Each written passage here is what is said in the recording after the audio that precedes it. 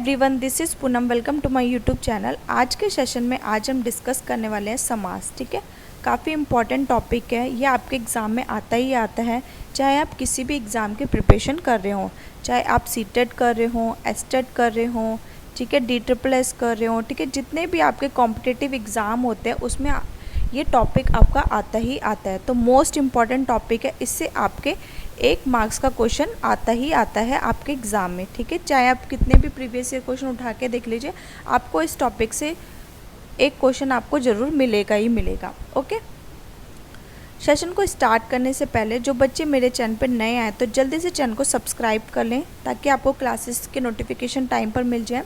Session पसंद आता है सेशन को ज़रूर लाइक करें और अपने फ्रेंड्स के साथ ज़रूर शेयर करें।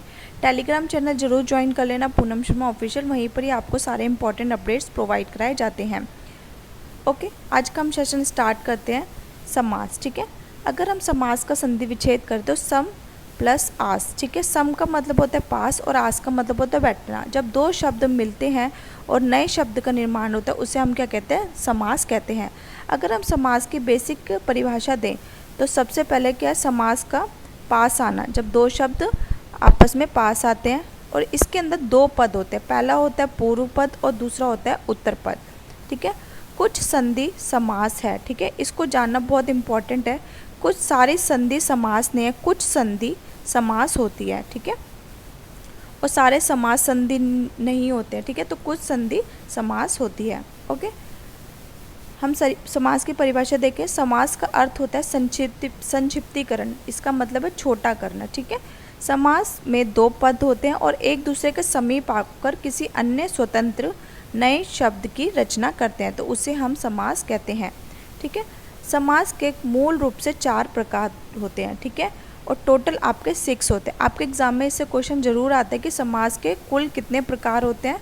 कुल आपके 6 प्रकार होते हैं। ठीक है, और मूल प्रकार आपके 4 होते हैं। ठीक है, अगर आपके एग्ज़ाम में पूछे कि समास के कितने प्रकार होते हैं, ठीक है, तो आपको कितना टिक करना है? 4 टिक करना है। अगर वो पूछते हैं कि कितने कुल प्रकार है तो 6 करना है। ठीक है, अगर आपके एग्ज़ाम में दोनों में से एक है, अगर 4 ऑप्शन में है, 6 नहीं है, तो आप क्या करोगे? 4 को ही टिक करोगे। ओके, अब हम समास के मूल प्रकार को देखते हैं कि समास के मूल प्रकार कौन कौन से होते हैं। पहला होता है अवयवी भाव, सेकंड होता है आपका तत्पुरुष, थर्ड होता है आपका बहुव्रीहि, फोर्थ होता है आपका द्वंद्व। ठीक है, ये आपके 4 मूल प्रकार है। और तत्पुरुष आपके 2 समास के अंतर्गत आता है। पहला होता है द्विगु और एक सेकंड होता है आपका कर्मधारय। तो टोटल कितने होते हैं? 6 समास होते हैं, जिसमें मूल आपके 4 समास होते हैं। ओके, अवयवी भाव समास। ठीक है, अवयवी भाव समास 2 शब्दों से मिलके बना है। ठीक है, जिसके इससे नाम से पहला शब्द आपका अवयव होता है और दूसरा क्या होता है? भाव होता है। ठीक है, अब इसकी पहचान कैसे करें? जब वर्ड में पहला पद उपसर्ग हो, जैसे कि असमय, कुपुत्र, ठीक है, सुपुत्र, अपमान। ठीक है, देखो असमय उपसर्ग है, कु उपसर्ग है, सुपुत्र उपसर्ग है, अनुपसर्ग है, ठीक है, अपमान उपसर्ग है, सम्मान। ठीक है, तो ये भी क्या है आपका? सम्मान, सम जमा मान। ठीक है, तो सम क्या हो जाएगा? आपका उपसर्ग हो जाएगा। तो ये कौन सा होगा समास? आपका अवयवी भाव समास होगा। ठीक है, अब दूसरी पहचान होती है जब शब्दों का 2 बार रिपीटेशन होता है, समान शब्द, जैसे चलते चलते, ठंडा ठंडा, अभी अभी, गर्मा गर्म, कभी कभी, आज आज, कल कल। ठीक है, तो वो आपके अवयवी भाव समास होंगे। अगर इसमें एक कंडीशन होती है, यदि पहला पद नकारात्मक हो तो उसे हम नग्न समास कहेंगे। ठीक है, अगर आपके ऑप्शन में नग्न समास है तो आप नग्न समास को टिक करेंगे।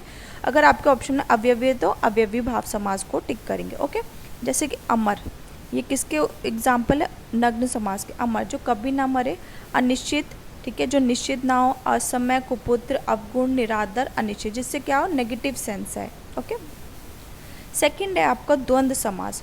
द्वंद्व समास 2 असमान अलग विपरीत पद साथ आते हैं, जैसे आजकल, काला गोरा, राधा कृष्ण, भूख प्यार, दाल चावल, कड़ी चावल। ठीक है, जब क्या एक दूसरे के अपोजिट हैं, ठीक है, तो उसे हम क्या बोलेंगे? द्वंद्व समास बोलेंगे। अगर संख्याएं, ठीक है, इसकी एक और पहचान होती है, संख्याएं 10 से ऊपर की संख्या हो जिनके अंत में शून्य ना हो तो वो आपका क्या कहलाएगा? द्वंद्व समास कहलाएगा। ठीक है, 25, ये आपका द्वंद्व समास है। अगर ये 60 है तो ये द्वंद्व समास है, नहीं होगा क्योंकि इसके पीछे क्या है, 0 है। ठीक है, 1 से 10 तक की काउंटिंग इसके अंतर्गत नहीं आती, और जिस भी संख्या के पीछे 0 आता है वो इसके अंदर नहीं आता। ठीक है, बाकी उससे 10 से ऊपर की जो इतनी भी संख्या आएंगी वो सब आपकी द्वंद्व समास होगी। बस बट एक कंडीशन है, जिन शब्दों में क्या हो, बीच में 0 ना आए, जैसे 60, 70, ठीक है, 20। ओके, अब हम थर्ड है हमारा दिगु, फोर्थ है हमारा कर्मधारय, और फिफ्थ है हमारा बहुब्रीहि। ठीक है, इसको हम तीनों को साथ में पढ़ेंगे। दिगु, दिगु समास, इसके अंतर्गत पहला पद संख्यावाचक होता है। ठीक है, पहला पद क्या होगा, आपकी संख्या होगी। गु से आप याद कर सकते हो गिनती। ठीक है, तो पहले पद में क्या होगी, आपकी गिनती होगी। जैसे सप्तऋषि, नवरत्न, त्रिभुज और त्रिनेत्र। ठीक है, तीन, त्रि, ठीक है, नव, सप्तऋषि, ये सब क्या है, आपके संख्यावाचक हैं। फिर कर्मधारय, पहचान क्या है इसके, दो शब्दों की तुलना या विशेषता। जब हम दो शब्दों की तुलना करते हैं या उसकी विशेषता बताते हैं, उसे हम क्या कहते हैं, पहचान। ठीक है, वो हमारा क्या होता है, कर्मधारय समास होता है। ठीक है, जब हम किसी की विशेषता बताते, आपकी गर्लफ्रेंड होगी तो आप उसको बोलो चंद्रमुखी, आपका चेहरा चंद्रमुखी जैसा है। ठीक है, त्रिनेत्र, पुरुषोत्तम, ठीक है, पुरुषों में उत्तम। ठीक है, दशानन, ठीक है, जिसके 10 सर हैं। ठीक है, तो उसे हम क्या बोलेंगे, जब हम किसी की विशेषता बता रहे तो वो क्या कहलाएगा, और हमारा कर्मधारय समास कहलाएगा। ठीक है, बहुब्रीहि, ठीक है, अब बहुब्रीहि समास वो होता है जब हम दो शब्दों का तीसरा अर्थ निकलता है, उसे हम क्या बोलेंगे, बहुब्रीहि समास। ठीक है, अब जैसे कि पुरुषों में उत्तम राम जी, जिनके 3 नेत्र है शंकर भगवान जी, देवों में महान, ठीक है, महादेव। ठीक है, दशानन, 10 सरों वाला रावण। ठीक है, तो इसका क्या है, एक तीसरा सेंस निकल रहा है, तो उसे हम क्या कहेंगे, बहुब्रीहि समास कहेंगे। ओके, अगर आपने एक चीज़ नोट की होगी, देखो, त्रिनेत्र, त्रिनेत्र, त्रिनेत्र, अब ये त्रिनेत्र त्रिनेत्र तीनों समास में आ रहा है। अब अगर आपके एग्जाम में क्वेश्चन आ जाए और तीनों ही ऑप्शन में आ जाए, दिगु भी आ जाए, कर्मधारय भी आ जाए, बहुब्रीहि भी आ जाए, तो आप किसको टिक करोगे जिससे आपका गलती ना हो।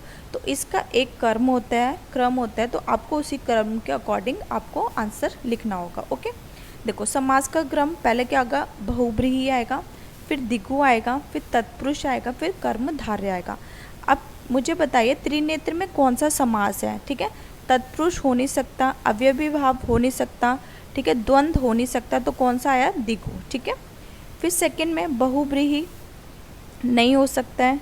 ठीक है, सॉरी, बहुब्रीहि आपका ऑप्शन है, बहुब्रीहि, कर्मधारय, दिगु और अव्ययी। ठीक है, तो इसमें से कौन सा ऑप्शन होगा आपका, कर्म के अकॉर्डिंग देखिए, देखो अव्ययी होगा नहीं। ठीक है, तो इसमें कौन सा आ जाएगा, बहुब्रीहि। ठीक है, तो पहले को हमें प्रायोरिटी पे रखना है, बहुब्रीहि, जिसका तीसरा अर्थ निकले। ठीक है, दिगु, अब इसमें देखिए कि कौन सा इसमें आएगा। ठीक है, दिगु, कर्मधारय, अव्ययी, द्वंद्व। ठीक है, अव्ययी होगा नहीं, तो आपको प्रायोरिटी पे क्या रखना है, बहुब्रीहि है नहीं, दिगु, दिगु आ जाएगा इसमें। ठीक है, अब है इसमें द्वंद्व, कर्मधारय, अव्ययी होगा नहीं, नग्न होगा नहीं, तो इसमें क्या आएगा, तो आप इसको प्रायोरिटी पे रखोगे, द्वंद्व भी नहीं होगा, कर्मधारय। ठीक है, आई होप आपको अच्छे से क्लियर होगा कि समास का कर्म कैसे रखते हैं। ठीक है, बहुत बच्चे इस चीज़ में गलती कर देते हैं, तो आपको ऐसी गलती नहीं करनी है। फिर आपका 6th एंड लास्ट आता है समास, तत्पुरुष समास, जब दो पदों के मध्य विभक्ति आती है। आपको पता है आपके 8 कारक होते हैं, ठीक है, और उनके चिन्ह होते हैं, लेकिन पहला और 8वां वो आपका तत्पुरुष समास नहीं बनाते हैं। ठीक है, इसमें कौन कौन से कारक चिन्ह आते हैं, ठीक है, कर्म, करण, संप्रदान, अपादान, संबंध और अधिकरण। ठीक है, कर्म को, ठीक है, जिसमें मांसाहारी, मांस को खाने वाला, चिड़ी मार, चिड़िया को मारने वाला। ठीक है, ये विभक्ति जिन जिन शब्दों में आते हैं वो तत्पुरुष समास कहलाता है। करण से मूल्य से वाहन, हाथ से लिखी। ठीक है, फिर 4th संप्रदान, सभा के लिए भवन, अस्पताल। ठीक है, अपादान, जब कोई चीज़ किसी से अलग होती है, ऋणहीन, बलहीन। ठीक है, 6 संबंध, जब शब्दों में क्या आता है, संबंध आता है, जैसे राजपुत्र, राजा का पुत्र, अंग दान, अंग का दान। ठीक है, फिर 7th है अधिकरण, में पर, घुड़ सवार, घुड़ पर सवार, जनप्रिय, जन में प्रिय। ठीक है, हमारे ये समास का टॉपिक यहीं ख़त्म होता है। इसके बाद हम इसकी प्रैक्टिस करेंगे, ठीक है। आई होप आपको सारे समास अच्छे से क्लियर हो गए होंगे। हमारे टोटल मूल कितने प्रकार होते हैं समास के? 4, और कुल होते हैं हमारे 6, ठीक है। सेशन को यहीं हम एंड करते हैं। सेशन पसंद आता है, सेशन को ज़रूर लाइक करिए, ठीक है, और कमेंट करके ज़रूर बताना कि आपको सेशन कैसा लगा, ठीक है। इसकी PDF मैं अपने टेलीग्राम चैनल पे डाल दूँगी, तो आप वहाँ से इसको देख सकते हैं। Thanks for watching.